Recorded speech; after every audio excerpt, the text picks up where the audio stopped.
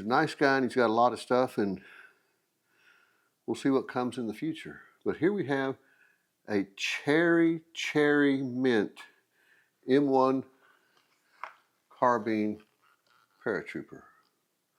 So he's given me instructions not even to rack the slide or to move the wire handle butt plate. He said he doesn't want any markings or any movement on this gun because it has absolutely none.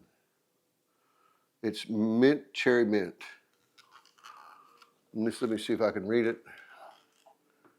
Oh, Mitch, you'll have to read it for me. I can't read that anymore. But it's got the early flip sight. It's got the proof mark down here. It's got the push button safety. No bayonet lug. It's a high stock. I think it's a relatively early production. And looky here. It comes with its own jump case. So I won't put it in the jump case per his instructions, not to mess up the blue on the weapon. So basically don't do anything with it. It will never be shot. So it's a time capsule, really. It's a time capsule. You can't do anything with it but oil it and marvel at it and put it back up. So I'll have to oil it real good and give it back to him, along with a few others that he lent to me. So we're just looking at this American pineapple grenade here. You can see it's a dummy. It's not the only dummy at the table. So, and we have your standard GI helmet that it's got a little ornate decoration to it. And your enlisted man dress cap. U.S. Army, World War II. So you got to think about those paratroopers. These are guys, I mean, back then, nobody had ever even been in an airplane. You know, an airplane? These guys grew up on the farm out in the country, and they're volunteering to jump out of an airplane, which just, I mean, whoa. Behind enemy lines at night, what do you think your chances are? But that's what the American boys are made of, you know. Those are the guys that are the quarterbacks and pitchers and track stars, et cetera, the guys that work the farms, the guys that work the factories, that make America strong. So there's a picture, Mitch, if you can find it, of Colonel Tucker of the 504 Parachute Infantry Regiment climbing into a C-47 with one of these hung over his shoulder. And it's most impressive. If you think about it, a colonel jumping into combat at that age, I mean, he's got to be 50 years old. Jumping Jim Gavin of the 82nd Airborne. Now that was a brave man.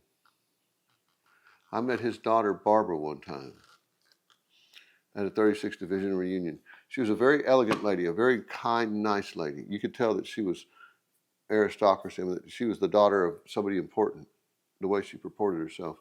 But Gavin, he was the colonel. He started out as the colonel of the 505 Parachute Infantry Regiment. And Ed Sayer, who I have his jump knife, told me that when he finished jump school, that he walked out from getting his certificate and there was a colonel standing there with a clipboard and he said, Sayer, yes sir, Ed Sayer, I'm starting a new parachute infantry regiment. It's going to be the 505 and you're in it. Get in the truck. And so Ed Sayer became a company commander of the 505 Parachute Infantry Regiment. And he achieved the regimental objective on D-Day at Sicily before noon. And because of that, he was awarded the Distinguished Service Cross by Ridgway once they got back to Africa. So you got to think about this. Gavin, who's a colonel, and he's jumping into combat, and he's participating in combat just like his boys. He ends up becoming a general and running the 82nd Airborne. He gets promoted to run the 82nd Airborne. He's the youngest man since the Civil War to be a general and lead an army in the field. Jim Gavin, Jumpin' Jim Gavin, 82nd Airborne. And when he was promoted to run the 82nd, then Ridgway, who had run the 82nd, was promoted to be over, I believe it was all the paratroopers. So Ed Sayer worked with those men. Ed Sayer told me about them. Ed Sayer told me that in the 50s, he worked on a commission with Gavin and Ridgway, and they were given a bunch of information, and they reported to Congress as with the Joint Chiefs of Staff that we could not win a ground war in Southeast Asia, and we had no business being there, and they were dismissed.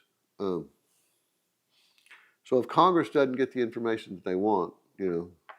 Sayer also told me that we started Vietnam with the Bay of Tonkin. He said anyway, I won't go into that.